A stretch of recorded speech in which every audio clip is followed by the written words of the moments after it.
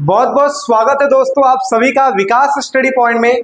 तो आज इस वीडियो में हम बात करने वाले हैं क्लास 12 का हिस्ट्री चैप्टर नंबर 3 जिसका नाम है बंधुत्व जाति और वर्ग।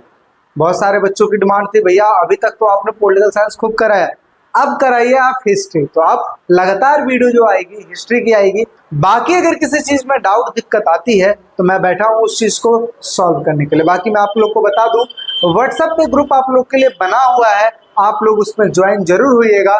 जो लेटेस्ट अपडेट होते हैं सबसे पहले व्हाट्सएप पे आते हैं एंड देन फिर यहाँ पे आते हैं। ठीक है, चलिए अब करते हैं चीजों की शुरुआत और देखते हैं आखिर इस चैप्टर में हम क्या क्या पढ़ने वाले हैं। देखिए चैप्टर का नाम है बंधुत्व जाति तथा वर्ग। बंधुत्व जाति तथा वर्ग क्या होता है? मतलब बंधुत्व का मतलब होता है भाईचारा। क्या होता है? भाईचारा। जाति मतलब कास्ट और वर्ग का मतलब होता है, जैसे पहले बना रखे थे ना, ब्राह्मण क्षत्रिय वैश्य और शूद्र, ये हो गए वर्ग। ठीक है, ब्राह्मण क्षत्रिय वैश्य और शूद्र ये क्या हो गए? वर्ग हो गए। तो क्या हो गया अपना बंधुत्व जाति वर्ग। इस चैप्टर में ऑल ओवर अगर हम पढ़ेंगे तो किस चीज के बारे में? वो है महाभारत के बारे में। और उस समय जिस प्रकार से व्यवस्थाएं चल रही थी हमारे समाज को लेकर, ब्राह्मण क्षत्रिय वैश्य और शूद्र किस तरीके से अपनी आजीविका को चलाया करते थे, क्या पितृवंशिकता रही होगी, साथ ही साथ माताएं क्या महत्वपूर्ण थी। क्षत्रिय वर्ग, जो क्षत्रिय वर्ग था उन्हीं को राजा बनने का अधिकार था कि नहीं था, विवाह के कितने नियम होते हैं, कौन से नियम को सर्वश्रेष्ठ माना गया है, बहिर्विवाह अंतर्विवाह क्या होता है, इन सभी चीजों के बारे में हम पढ़ने वाले हैं। तो चलिए करते हैं चीजों की शुरुआत और देखते हैं। सबसे पहला यहाँ पे टॉपिक देखने को मिलता है और मोस्ट इंपॉर्टेंट टॉपिक है। देखिए यहाँ पे आपको टॉपिक वाइज चीजों को क्लियर किया जाता है, टॉपिक्स भी क्लियर हो जाए और चैप्टर में जो है वो भी पढ़ लो, है ना। चलिए ये 2 नंबर के क्वेश्चन में आता है। क्या टॉपिक लिखा हुआ है? 600 ईसा पूर्व से लेकर 600 ईस्वी के मध्य में क्या क्या परिवर्तन देखने को मिले। ठीक है, अभी तक हमने क्या पढ़ा था? पहले चैप्टर में हड़प्पा के बारे में, दूसरे चैप्टर में हमने वैदिक सभ्यता जिसमें मौर्य काल के बारे में हमने पढ़ा, अशोक के बारे में हमने पढ़ा। अब बात आती है कि आखिर 600 ईसा पूर्व से लेकर 600 ईस्वी के बीच में क्या क्या परिवर्तन देखने को मिले। तो देखिए क्या लिखा है। सबसे पहली बात क्या हुआ, 600 ईसा पूर्व से लेकर 600 ईस्वी के बीच में जो आर्थिक और राजनीतिक जीवन में परिवर्तन हुए उसे तत्कालीन समाज में व्यापक असर पड़ा। अच्छा यहाँ पे समझिए, आर्थिक और राजनीतिक, यानी कि 600 ईसा पूर्व से लेकर 600 ईस्वी के बीच में आर्थिक और राजनीतिक जीवन पर ना, ठीक है, जीवन में परिवर्तन हुए, यानी कि चेंजेस हुए। और इसकी वजह से जो अपना समाज था, उस समय का जो समाज था, ठीक है, उस समाज पर क्या पड़ा? व्यापक असर पड़ा। अच्छा आर्थिक का मतलब क्या होता है? पैसा। क्या होता है? पैसा। राजनीतिक का मतलब क्या होता है? जिस तरीके से समाज को चलाया जाता है, जैसे राजा जिस तरीके से समाज को हैंडल करते थे उसे हम कहते हैं राजनीतिक। अब क्या हुआ? पैसों में किस तरीके से परिवर्तन आया? वही व्यापार को बढ़ावा दिया गया, खेती का विकास किया गया, जिसकी वजह से उत्पादन बहुत अच्छा हो पाया। उत्पादन अच्छा होता था तो वो सेल करते थे, सेल जब करते थे तो पैसा आता था, तो जब पैसा आता था तो दूसरी वस्तु को खरीदते थे, उसको निर्माण करते थे और उसको सेल करते थे। मतलब क्या हुआ? आर्थिक चीजों की वजह से बहुत सारे परिवर्तन हुए।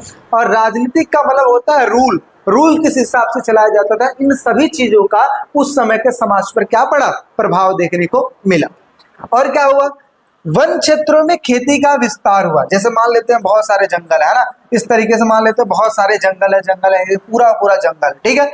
अब क्या किया गया? धीरे धीरे इन जंगलों को साफ किया गया, यहाँ पे जुताई की गई और इसको खेती के लायक बनाया गया।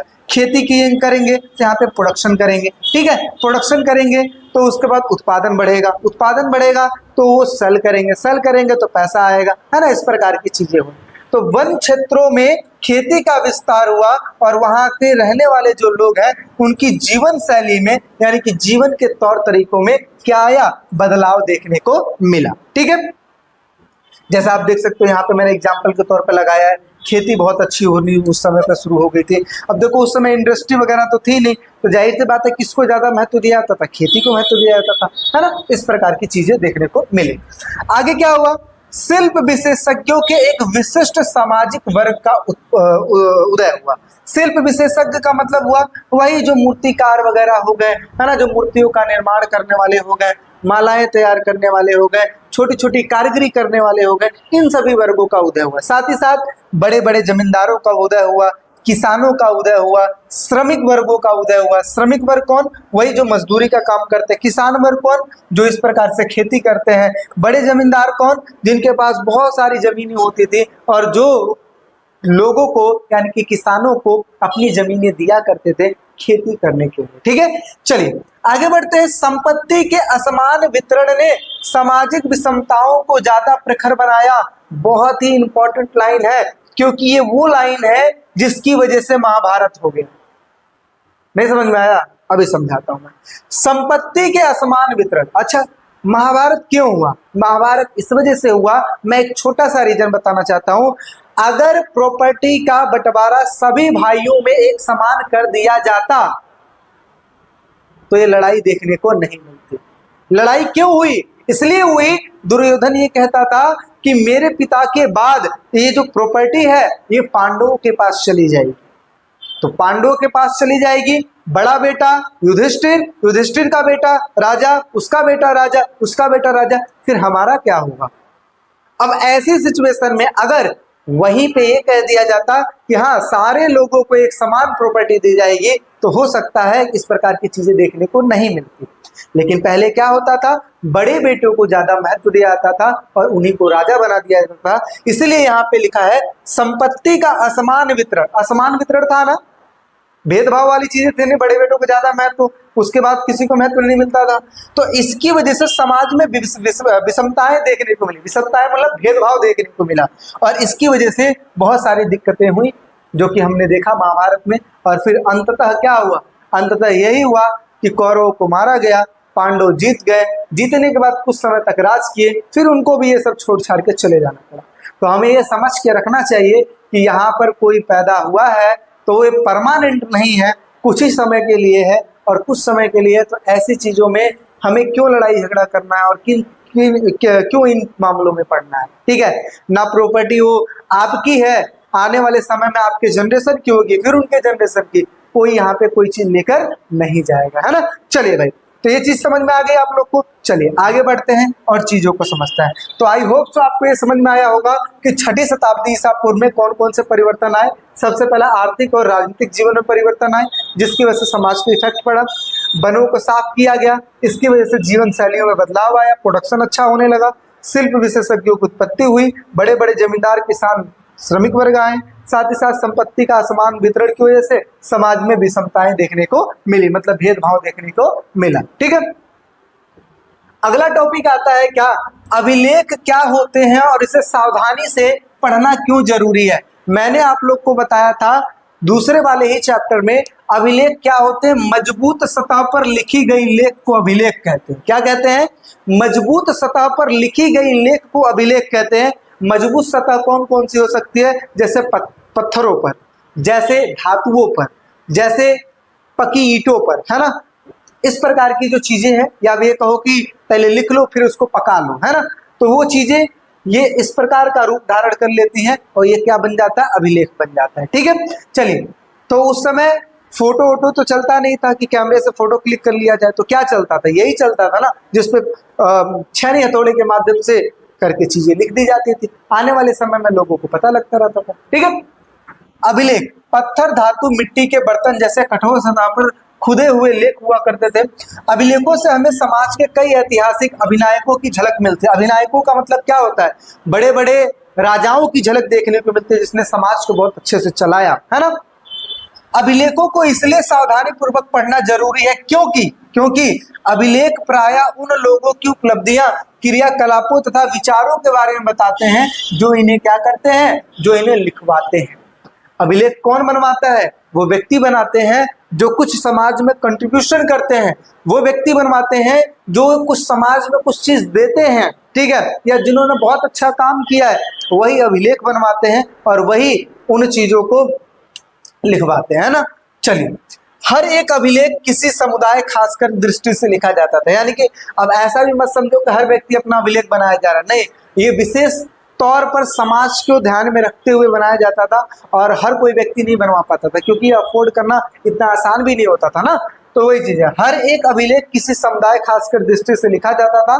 इसलिए यह याद रखना आवश्यक हो जाता है कि ये ग्रंथ किसने लिखे क्या लिखा गया और एवं किन के लिए रचा हुआ था। देखिए यहाँ पे जो टॉपिक है अपना क्या लिखा हुआ है, अभिलेखों को इसलिए सावधानी पूर्वक पढ़ना जरूरी है। क्यों जरूरी है? क्योंकि हमें ये बात समझना पड़ेगा कि ये जो अभिलेख लिखवाया गया है ना, ये किसी व्यक्ति के द्वारा लिखाया गया है, उसकी विशेष उपलब्धियों के लिए लिखवाया गया है। तो जाहिर सी बात है ये किस चीज का इंफॉर्मेशन देगी, उसी व्यक्ति के बारे में इंफॉर्मेशन देगी।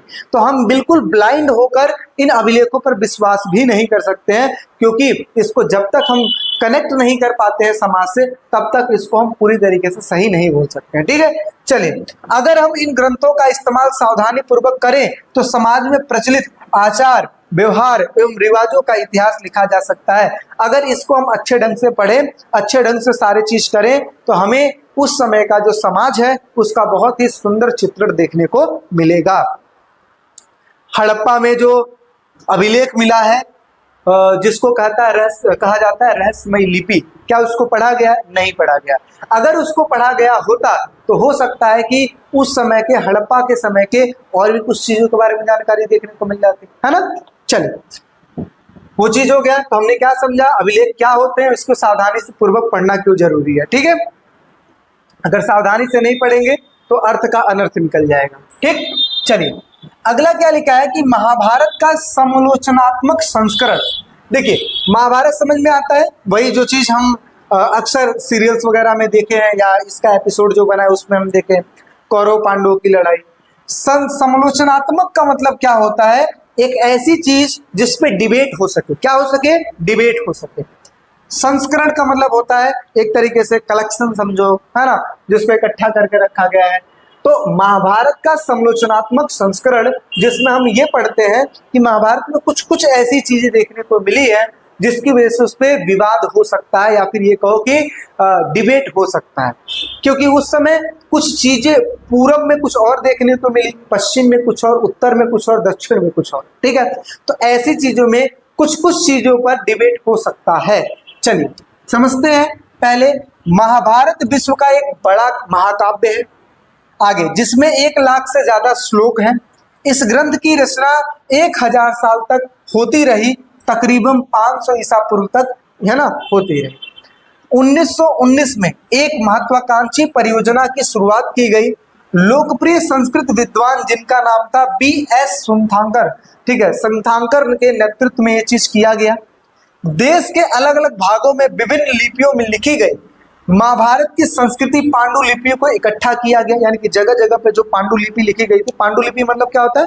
हाथों के द्वारा जो लिखी गई चीजें थी उनको इकट्ठा किया गया, असेंबल किया गया। सभी पांडुलिपियों में मिलते जुलते जो श्लोक थे, एक ग्रंथ तैयार किया गया जो लमसम 13,000 पृष्ठों की थी, 13,000 पन्नों की थी।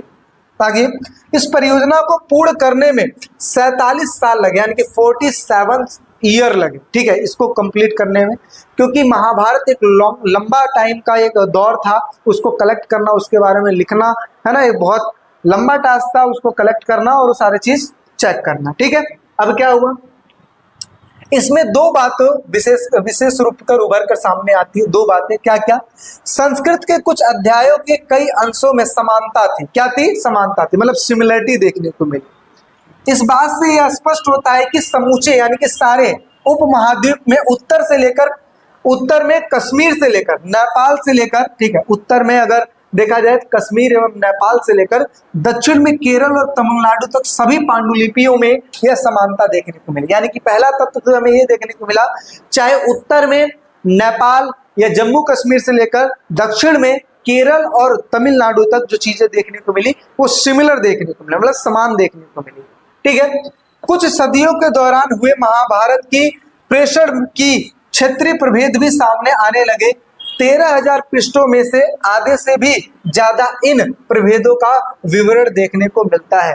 यहाँ तो बात होती है सिमिलरिटी की, लेकिन कुछ जगहों पर ये प्रभेद देखने को मिले हुए हैं, मतलब कुछ चीजें वैसे देखने को मिली है, सिमिलरिटी देखने को नहीं मिली है। ठीक है, तो इसकी वजह से यहाँ पर कुछ टॉपिकों पर क्या हो सकता है, डिबेट हो सकता है ना। इसी वजह से इसको कहते हैं महाभारत का समालोचनात्मक संस्करण। ठीक है, चलिए, हालांकि आप मेरे से पूछोगे भैया ये टॉपिक इंपॉर्टेंट है, मैं कहूंगा देखो उतना इंपॉर्टेंट नहीं है, लेकिन फिर भी आपको ये समझ के रखना है कि महाभारत क्या है और इसमें किन बातों पर जोर दिया गया है। बस इतना समझ कर रखना, ज्यादा इंपॉर्टेंट नहीं है, बस इतना समझ कर रखो। महाभारत को अगर जिन बच्चों ने देखा उनके लिए तो इजीली है समझना, ठीक है। लेकिन बस इतना समझना है कि इतिहास की गई घटनाएं, मतलब इतिहास में हुई जो घटनाएं होती हैं उनको समझने में बिल्कुल ब्लाइंडली हम भरोसा नहीं कर सकते, क्योंकि वो सारी चीजें हम तथ्यों के माध्यम से समझते हैं, ग्रंथों के माध्यम से समझते हैं। तो पूरी तरीके से हम जब तक कहते हैं ना, जैसे साइंस चीजों पर वैसे बिलीव नहीं कर लेते जब तक वो एक्सपेरिमेंट नहीं करती है ना, तो वही वाली बात है। तो महाभारत अगर आप लोग को पता होगा तो आप बहुत ही इजीली करेक्ट कर पाएंगे, ठीक है। चलिए, बाकी इतना ज्यादा सीरियस मत लीजिए इन टॉपिकों को, क्योंकि जो टॉपिक ज्यादा इंपॉर्टेंट है वो मैं आपको बिल्कुल बताते चल रहा हूँ कि ये टॉपिक कर लेना, ये टॉपिक कर लेना, और जो टॉपिक थोड़े से लाइट है उनको मैं उस तरीके से बता रहा हूँ, ठीक है। चलिए, अब परिवारों के बारे में जानकारी, ऑलरेडी आप लोग को परिवारों के बारे में थोड़ी बहुत जानकारियां तो है ही, लेकिन पहले के परिवारों के बारे में थोड़ा जानकारी देख लेते हैं। क्या लिखा है? परिवार का अर्थ है कि कुछ संबंधित लोगों के समूह जो एक ही घर में रहते हैं, कि संबंधित लोग जो होते हैं, जैसे चाचा हो गए, चाची हो गई, उनके बच्चे हो गए, अपने फैमिली हो गई, माता पिता, बहन, दादा दादी, ये, ठीक है। परिवार के सदस्य परिवार में जन्म, विवाह तथा गोद लिए जाने से संबंधित है, यानी कि एक तो सबसे पहले जन्म लिया गया हो, विवाह करके कोई आया हो, या फिर किसी को गोद ले लिया गया हो, तो परिवार का हिस्सा होता था। परिवार एक बड़े वर्ग का हिस्सा होता था जिन्हें हमारे द्वारा संबंधी कहा जाता था, यानी कि एक मीन संबंधी या सगे संबंधी कहा जाता था। तकनीकी भाषा का प्रयोग करें तो संबंधियों को जाति वर्ग कहा जाता था। पारिवारिक रिश्ते रक्त से संबंधित माने जाते थे, लेकिन इन संबंधों की परिभाषा भिन्न भिन्न ढंग से की जाती है। जैसे आज की डेट में आप देखते हो, जैसे एक तो आपकी फैमिली हो गई, एक होता है पटीदारी। पटीदारी भी आपका ही वंशज होता है, बशर्ते बात इतनी है कि थोड़ा सा ना वो समझो कि दादा परदादा जो थे वहीं से चीजें डिवाइड हो गई और वो आपकी अलग फैमिली बन गई, उनकी अलग फैमिली बन गई। लेकिन आप जो पटीदारी में होते हैं वो एक ही मतलब इनको सबसे ऊपर अगर देखा जाए तो कहीं ना कहीं एक ही पिता के संतान होते हैं, ठीक है। तो ये इस प्रकार की चीजें हैं, ठीक। चलिए आगे बढ़ते हैं और समझते हैं। कुछ समाजों में भाई बहन जैसे चचेरे मौसेरे इत्यादि भी आते हैं, से खून का रिश्ता माना जाता है, लेकिन दूसरे समाज में ऐसा देखने को नहीं मिलता। यानी कि कई जगहों पर मौसेरे चचेरे को भी परिवार का हिस्सा माना जाता है और कई जगहों पर ऐसी चीजें देखने को नहीं मिलती है, ठीक है। कुल की बात करें और वंश की बात करें, देखो कुल का मतलब क्या होता है? कुल का मतलब होता है एक प्रकार का समूह। क्या होता है? समूह। आप इसको बोल सकते हो बड़ा समूह। जैसे मान लेते हैं आप दिल्ली में रह रहे हो, ठीक है। मान लेते हैं आप कहाँ रह रहे हो? दिल्ली में रह रहे हो, और दिल्ली में आप रह रहे हो यहाँ पे, और आप किसी से मुलाकात किए तो आपने पूछा आपकी क्या कास्ट है, तो उन्होंने कहा मेरी कास्ट ये है। आपने कहा आपकी क्या कास्ट है, उन्होंने कहा आपकी क्या कास्ट है, आपने भी कास्ट बताया, और आप दोनों की कास्ट सेम देखने को मिल गई, ठीक है। तो जाहिर सी बात है आप दोनों का कुल क्या होगा? एक ही होगा, क्योंकि एक समूह है जो अलग अलग जगहों पर फैला हुआ है लेकिन कास्ट सेम देखने को मिली है। इसी वजह से हम क्या कहते हैं? इसको कुल कहते हैं। क्या कहते हैं? कुल कहते हैं। तो क्या लिखा है? कुल। संस्कृत ग्रंथों में कुल शब्द का प्रयोग परिवार के लिए तथा जाति बड़े समूह के लिए किया गया है, कि जो सिमिलर कास्ट के लोग होते हैं उनके लिए कुल का प्रयोग किया गया है। वंश किसके लिए कहा गया है? ये पीढ़ी दर पीढ़ी। अब जैसे मान लो जिस व्यक्ति से आप मिले थे वो जरूरी नहीं है कि आपके ही वंश का हो, मतलब आपके ही पिता के पिता के पिता के संतान का, मतलब वो चीज हो, कोई जरूरी नहीं है। वो कुल में शामिल होगा, वो वंश में शामिल नहीं होगा। वंश का मतलब क्या होता है? वही जो पीढ़ी दर पीढ़ी चलती आ रही है, उनके बेटे उनके बेटे उनके बेटे उनके बेटे, इस प्रकार की जो चीजें होती है वो वंश में आती है। और कुल का मतलब होता है आपके कास्ट से रिलेटेड, ठीक है, कि ये मेरे कास्ट का है, मेरे जाति का है, हमारे कुल में ऐसा होता, हमारे कुल में ऐसा होता है, ठीक है। तो ये चीजें हो गई। चलो आई होप सब चीजें आपको समझ में आई होगी। चलिए अब बढ़ते हैं थोड़ा सा और आगे और समझते हैं। पितृवंशिकता क्या हुई? ऐसी वंशिकता, यानी कि ऐसा वंश जो पिता के द्वारा चलता हो, पिता के द्वारा चलता हो, उसे कहते हैं पितृवंशिकता। पितृवंशिकता का अर्थ है वह वंश जो पिता के पुत्र फिर पौत्र फिर परपौत्र इस तरीके से चलता हो, उसे कहते हैं पितृवंशिकता। मातृवंशिकता। मातृवंशिकता शब्द का प्रयोग हम तब करते हैं जहां पर वंश जो है माता से जुड़ा हुआ हो, इसी वजह से इसको मातृवंशिकता कहते हैं। हालांकि बहुत से मतलब बहुत कम ऐसी जगह है जहां पे मातृवंशिकता देखने को मिला है, हालांकि हर जगह पे पितृवंशिकता ही देखने को मिला है। आगे बढ़ते हैं। पितृवंशिकता में विभिन्नताएं क्या है? पितृवंशिकता में विभिन्नताएं ये देखने को मिल जाती है, कई बार जो पिता है उसका संतान नहीं होता है, तो ऐसे सिचुएशन में जो चचेरे होते हैं वो उनकी जो पोजीशन है, इट मीन्स राजा की जो पद है वो खुद ले लेते हैं या फिर अपने बेटे को दिलवा देते हैं। तो इस प्रकार की चीजें देखने को मिल जाती है। कभी पुत्र के न होने की स्थिति में एक भाई दूसरे का उत्तराधिकारी बन जाता है, तो कभी उसके संबंधी सिंहासन पर अपना अधिकार कर लेते हैं। कई बार मान लेते हैं चचेरे भी ना हो तो कौन करते हैं, रिलेटिव्स जो होते हैं ना, उनकी पोजीशन को ले लेते हैं। कुछ विशिष्ट परिस्थितियों में सौरशालिनी नारियां भी ऐसी चीजें करती हुई देखने को मिली है, जैसे प्रभावती गुप्त। देखिए मैंने सेकंड चैप्टर में आप लोग को पढ़ाया था प्रभावती गुप्त के बारे में, ठीक है। तो ये ऐसी रानियां थी जिन्होंने राजपाट को बखूबी ढंग से चलाया, सत्ता का उपभोग करते थे, ठीक है। और साथ ही साथ इन्होंने भूमिदान वगैरह भी किया हुआ है, ठीक है। तो ये चीज देखने को मिला है, जिसमें हमने समझा कि पितृवंशिकता में विभिन्नताएं इस प्रकार से देखने को मिलती है। चलो और आगे बढ़ लेते हैं भाई। वीडियो अच्छी लग रही है तो भाई देखो लाइक्स जरूर करिए, ठीक है। लाइक करने से वीडियो रिकमेंड भी होती है, साथ ही साथ हमें भी मोटिवेशन देखने को मिलता है, ठीक है। आगे बढ़ते हैं। विवाह के क्या नियम होते हैं? दो प्रकार के नियम होते हैं, एक को कहते हैं अंतर्विवाह, दूसरे को कहते हैं बहिर्विवाह, ठीक है। अंतर्विवाह का मतलब होता है अंतर्विवाह में वैवाहिक संबंध समूहों के अंदर होता है और यह एक समूह, एक गोत्र, कुल, जाति अथवा एक ही स्थान पर बसने वाले जनों का हो सकता है, ठीक है। जिसमें हम अक्सर ये समझ सकते हो कि जैसे वो विवाह जो एक पिता अपने बच्चे की शादी अपने ही कास्ट में है ना ढूंढ के करता है, जिस तरीके से आज के डेट में देखते हो ना अरेंज मैरिज, उस प्रकार की चीजें आती है अंतर्विवाह में। बहिर्विवाह में क्या होता है, जब कोई व्यक्ति अपने स्वयं के गोत्र, जाति या फिर समूह के बाहर विवाह करता है तो उसे क्या कहते हैं, बहिर्विवाह कहते हैं। क्या कहते हैं उसे? बहिर्विवाह कहते हैं, ठीक है।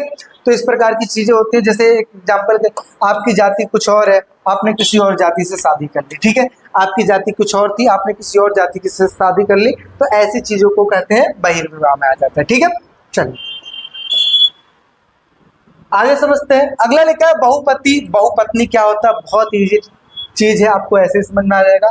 बहु का मतलब होता है ज्यादा, पति का मतलब पति, यानी कि जिसके बहुत ज्यादा पति हैं उसे कहते हैं बहुपति, जिसकी बहुत ज्यादा पत्नियां हैं उसको कहते हैं बहुपत्नी। एक एक एग्जाम्पल के लिए ले लेते हैं, जैसे उदाहरण के लिए महाभारत में द्रौपदी के 5 पति थे। कितने पति थे? 5। वही युधिष्ठिर, भीम, अर्जुन, नकुल, सहदेव, ये 5 पति हो गए, ठीक है। तो यानी कि एक स्त्री के जब 5 पति होते हैं या फिर ये कहो कि ज्यादा पति होते हैं तो उसे कहते हैं बहुपति। बहुपत्नी जिसमें एक राजा के कई सारी पत्नियां, आप एग्जाम्पल के तौर पे किसी को भी रख सकते हो, क्योंकि पहले के जो राजा महाराजा थे कई सारी पत्नियां रखते थे, ठीक है। इस प्रकार की चीजें आप इसमें कर सकते हो, ठीक है।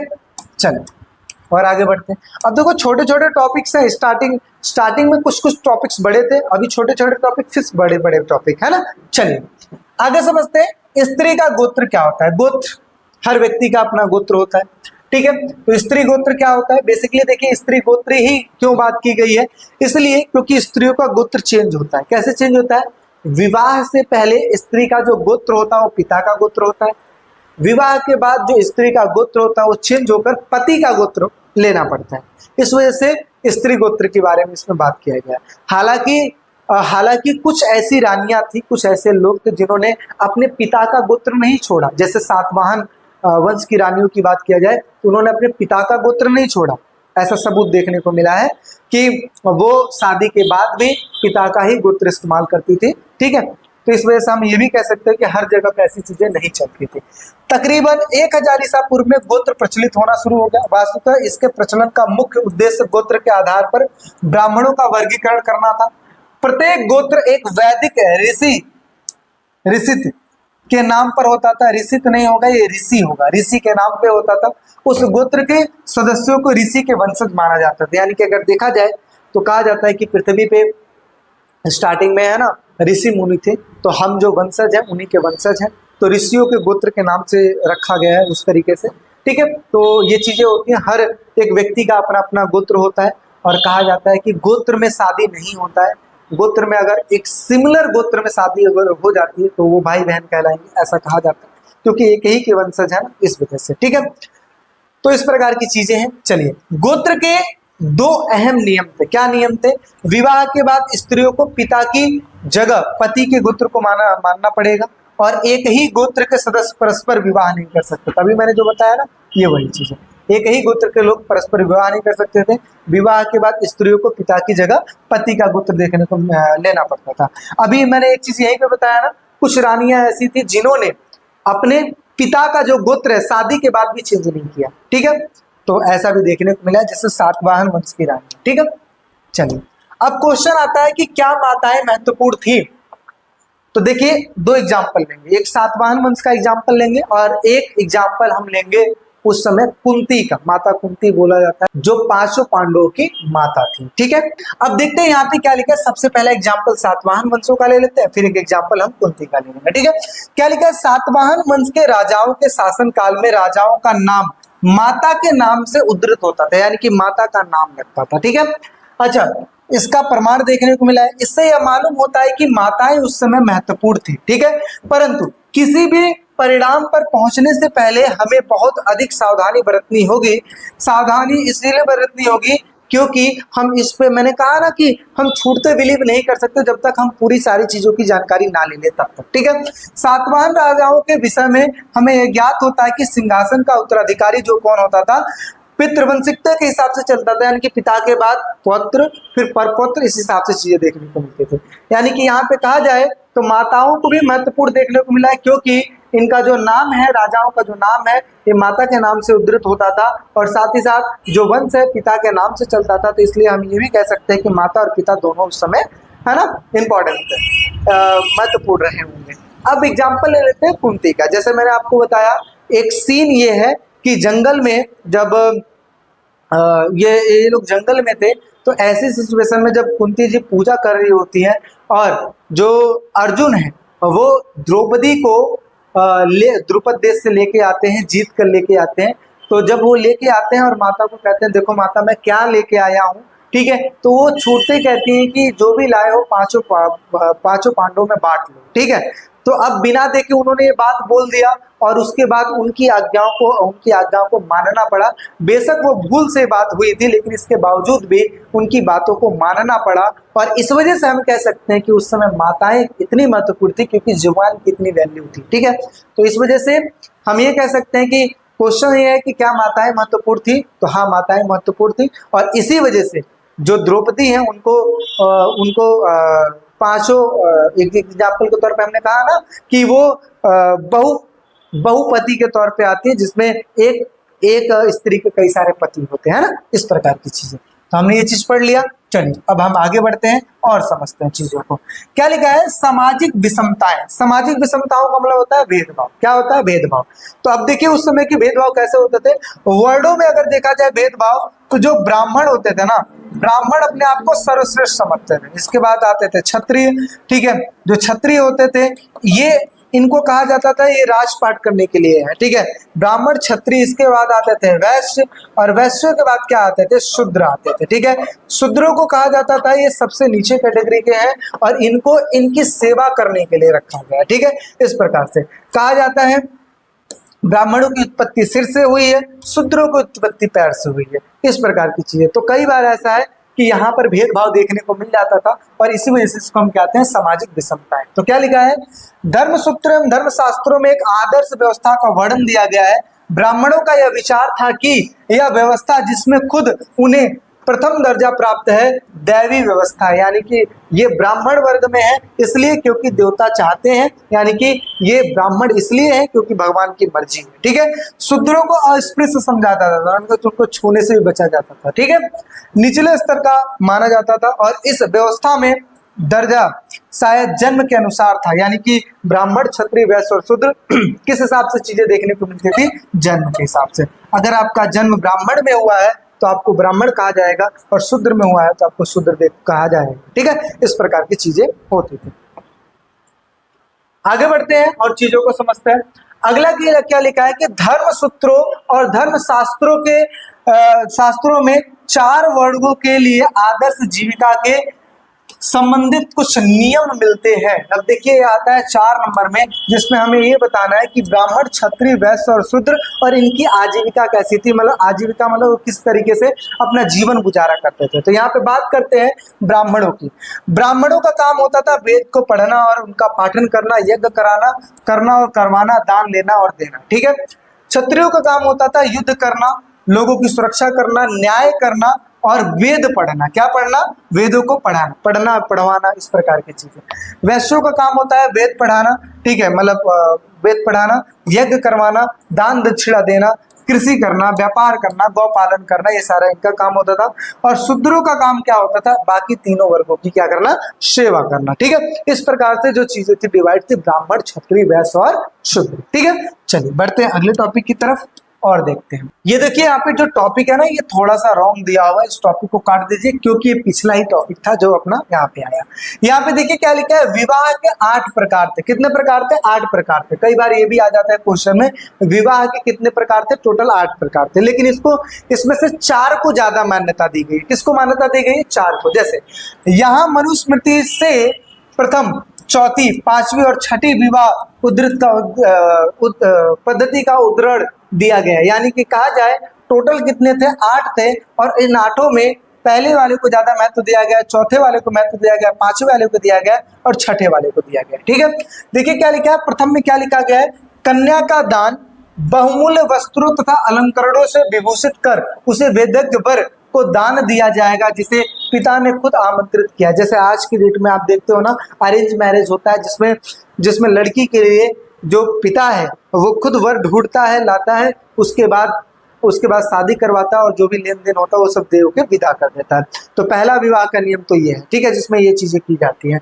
अच्छा, दूसरे में है, चौथे वाले में क्या लिखा हुआ है, तो पहला तो हमने पढ़ लिया, किसके बारे में हमें पढ़ना है, पहले के बारे में, चौथे के बारे में, पांचवें के बारे में, छठे के। कहा जाता है कि इनको ही मेन समझा जाता है। ठीक है, चौथे वाले में क्या कहा है, पिता वर वधु युगल को यह करके संबोधित करता है कि तुम साथ मिलकर अपने दायित्वों का पालन करो, और उसके बाद वह वर का सम्मान कर उसे कन्या को दान दे देता है। ये भी एक प्रकार का अरेंज मैरिज ही है, जिसमें पिता राजी है अपने बच्चे का शादी करने के लिए। ठीक है, और उसमें वो उनको बताता है कि आप दोनों मिलकर अपने कर्तव्यों का निर्वहन करें और आगे की जिंदगी जी। तो ये भी है। इसके अलावा पांचवें की बात करा जाए तो क्या लिखा है, वर को वधु की प्राप्ति तब होती है जब अपनी क्षमता और इच्छा अनुसार उनके बांधव एवं स्वयं वधु को यथेष्ट धन प्रदान करता है। यानी कि वो चीज है, जैसे मान लेते हैं या तो आपके अंदर कुशलता हो, जैसे कि अर्जुन ने द्रौपदी को जीत के लाए थे, या तो आपके पास पैसा हो। जब आपके पास पैसा है तो कोई भी पिता आपको अपनी बेटी दे देगा। अगर आप अच्छे हो, पैसे वाले हो, तो जाहिर सी बात है कोई भी दे देगा। ठीक है, तो ये चीज है। तो ऐसे में ये वाला चीज कि वर वधु की प्राप्ति तब होती है जब वो अपनी क्षमता से और अपने पैसों से ये संतुष्ट कर देता है एक पिता को कि हाँ, मैं आपकी बेटी को रखने योग्य हूं। अगला छठा वाला यह है जिसमें ये बात कहा गया है, स्त्री और पुरुष के मध्य अपनी इच्छा से संयोग और जिसकी उत्पत्ति काम से होती है। इट मीन्स ये टोटल अगर कहा जाए तो ये लव मैरिज वाला सीन है, जिसमें स्त्री और पुरुष के मध्य अपनी इच्छा से संयोग होता है, यानी कि मेल मिलाप होता है और ये शादी कर लेते हैं। तो जो चौथा वाला नियम है वो ये है। तो टोटल हमने ये पढ़ा, जिसमें स्टार्टिंग के दो, जिसमें पिता जो है वो खुद दूल्हे को ढूंढेगा, इट मीन वर को ढूंढेगा। तीसरे वाले में हमने ये पढ़ा कि जिसमें शक्ति होनी चाहिए, क्षमता होनी चाहिए, पैसा होना चाहिए, ताकि पिता को विश्वास हो सके कि आप आगे रख सकते हैं। और एक लास्ट वाला है जिसमें स्त्री और पुरुष के संयोगों से, इट मीन प्यार से होता है ये सारी चीजें। तो ये चीजें टोटल हमने पढ़ा। विवाह के 8 प्रकार होते हैं, जिसमें से 4 मेन होते हैं, जिसके बारे में हमने पढ़ा। ठीक है, आगे बढ़ते हैं। अगला क्या लिखा है कि क्या आरंभिक राज्यों में शासक क्षत्रिय वर्ग से ही होते थे। यानी कि अगर देखा जाए राजा बनने का क्या अधिकार सिर्फ क्षत्रियों का था, ये क्वेश्चन है। राजा बनने का अधिकार सिर्फ क्षत्रियों का था, ये क्वेश्चन आपसे पूछा जा रहा है। तो देखिए सिंपल सी अगर मैं बात करूं तो आपको इसका आंसर लिखना है नहीं। ये कोई जरूरी नहीं है कि राजा सिर्फ वही बन सकता है जो क्षत्रिय वर्ग से बिलोंग करता है। राजा हर वो व्यक्ति बन सकता है जो अपने समाज को अच्छे से ढंग से चला सके, जो अपनी प्रजा को अच्छे से चला सके, जो प्रजा के लिए धन इकट्ठा कर सके, प्रजा को खिलाने पिलाने के लिए मतलब वो सारी चीजें इकट्ठा कर सके जो उनकी जनता को नीड है, वो राजा बनने के योग्य है। तो क्या लिखा है, शास्त्रों के अनुसार राजा का पद कई महत्वपूर्ण राजवंशों की उत्पत्ति दूसरे वर्णों को भी देखने को मिली है।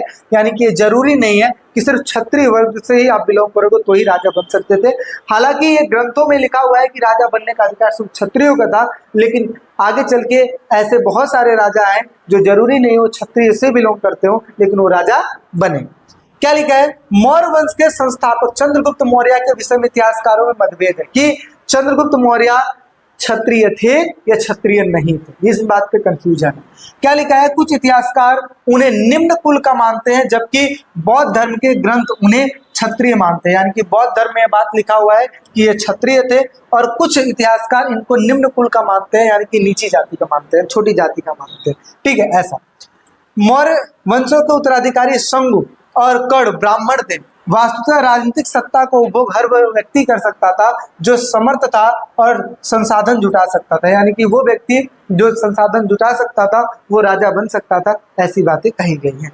आगे, राजा तो क्षत्रिय कुल में जन्म लेने पर शायद ही निर्भर रहा होगा। यानी कि ऐसा कहा जाता है कि ऐसा संभव कम हो सकता है कि अगर आपका जन्म क्षत्रिय वंश में हुआ है तो आप राजा बन सकते हो। हर वो व्यक्ति राजा बन सकता था जो संसाधन जुटा सकता था, जो अपना जनता का देखभाल कर सकता था, वो राजा बन सकता था। ठीक है,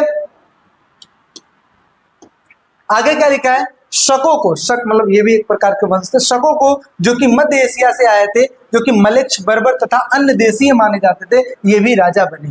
प्रसिद्ध सातवाहन शासक गोमती पुत्र श्री सतकर्णी ने स्वयं का अनूठा ब्राह्मण भी बताया है। तो अभी तो हमने जस्ट पढ़ा कि भाई सिर्फ क्षत्रिय राजा बन सकते थे, कोई जरूरी नहीं है। सातवाहन स्वयं को ब्राह्मण बताते थे, जबकि ब्राह्मणी शास्त्रों के अनुसार ये कहा जाता है कि राजा बनने का अधिकार सिर्फ क्षत्रियों को था। लेकिन आगे चल के हमने कुछ एग्जाम्पल ऐसे पढ़ लिए जिसकी वजह से हमें ये समझ में आ गया कि ये जरूरी नहीं है कि राजा बनने का अधिकार सिर्फ क्षत्रियों को हो, ऐसा कोई जरूरी नहीं है। हर वो व्यक्ति बन सकता था जो योग्य हो। ठीक, आगे समझते हैं वर्णों में अलग अलग जाति। अब देखिए क्या जरूरी है कि जो 4 वर्ण बनाए गए, ब्राह्मण, क्षत्रिय, वैश्य और शूद्र, सिर्फ इतने ही वर्ण है? चलो ठीक है, वर्ड तो है, लेकिन इन वर्णों में भी अलग अलग जातियां हैं। ठीक है, कैटेगराइज है। आज आपको एग्जाम्पल के तौर पे देखना है तो आपने जितने भी फ्रेंड हैं सबसे पूछ लेना, ऐसे कम चांसेस है कि एक दूसरे की जाति सिमिलर हो, अदरवाइज अलग अलग जातियां हैं। ठीक है, ऐसा देखने को मिलता है क्योंकि बहुत सारी जातियां हैं। क्या लिखा है, ब्राह्मणी सिद्धांतों के अनुसार वर्ण की भांति जाति भी जन्म पर आधारित होती है, लेकिन वर्ण जहां केवल 4 होते हैं वही जाति अनिश्चित तादाद में है, जिसका कोई निश्चित वो संख्या नहीं है। लेकिन वर्ण कितना है, सिर्फ 4 है। ब्राह्मणी व्यवस्था का एक समुदाय से सामना हुआ उदाहरण के रूप में वन में रहने वाले निषाद अथवा फिर व्यवसायिक वर्ग जैसे स्वर्ण का, जिन्हें 4 वर्णों वाली व्यवस्था में समाहित करना असंभव था। यानी कि अगर कहा जाए ब्राह्मणी व्यवस्था का एक समुदाय से सामना हुआ, कौन से समुदाय से सामना हुआ, ऐसे समुदाय से सामना हुआ जो कि वन में रहते थे। कहाँ रहते थे, वन में रहते थे, जिनको 4 वर्णों में भी शामिल नहीं किया गया, ब्राह्मण, क्षत्रिय, वैश्य और शूद्रों में भी शामिल नहीं किया गया। इसका मतलब क्या हुआ, इनको इन चीजों से ही अलग रखा गया। ठीक है, उनको जाति में विभाजित कर दिया गया। ऐसी जातियां जो एक ही जीविका या फिर व्यवसाय से संबंध रखती हैं उन्हें कभी कभी श्रेणी भी या संगठन भी कह दिया जाता है। यानी कि अगर कहा जाए, ठीक है, कहा जाए तो ये चीज कहा गया है कि इसमें कई बार जो जातियां हैं, बहुत सारी जातियां देखने को मिली हैं और कई बार कामों की वजह से उनकी एक जाति बना दी जाती है, कामों की वजह से एक श्रेणी तैयार कर दी जाती है। तो हमें ये बात समझ के रखना है कि जो वर्ड है वो 4 है, लेकिन इसके बाद जो जाति है वो अनिश्चित है। ठीक है, और कई सारी जातियों को जो ब्राह्मण है वो ब्राह्मण, क्षत्रिय, वैश्य और शूद्रों की कैटेगरी में भी नहीं रखते, जो कि आगे हम पढ़ेंगे चांडालों के बारे में। ठीक है, चलिए आगे समझते हैं। आगे तो बस यही है कि पार्ट 1 जो है इसका है ये कंप्लीट हो गया है। नेक्स्ट जो आएगा पार्ट 2 आएगा। साथ ही साथ मैं आपको बताना चाहता हूं कि विकास स्टडी पॉइंट का एप्लीकेशन है जहां पर आप ज्वाइन हो सकते हैं और यहाँ पर आपको जो क्लासेस मिलेंगी वो बिल्कुल ही बेहतरीन क्लासेस मिलेंगी, जिसमें आपको वीडियोस के माध्यम से पढ़ाया जाएगा, जिसमें आपको, ठीक है, लाइव क्लासेस के माध्यम से पढ़ाया जाएगा, डाउट क्लासेस के माध्यम से आपके डाउट्स क्लियर किए जाएंगे। साथ ही साथ नोट्स आपको मिलेंगे, इंपॉर्टेंट क्वेश्चन मिलेंगे, सैंपल पेपर मिलेंगे, सारी फैसिलिटी मिलेगी। आप एक बार इसको इंस्टॉल कीजिए, कोर्स में इन्वॉल्व होइए और साथ ही साथ वो सारे बेनिफिट उठाइए जो कि आपको विकास स्टडी पॉइंट दे रहा है। बाकी अगर चैनल पे नए हैं तो सब्सक्राइब जरूर कीजिएगा, लाइक जरूर कीजिएगा, शेयर जरूर कीजिएगा।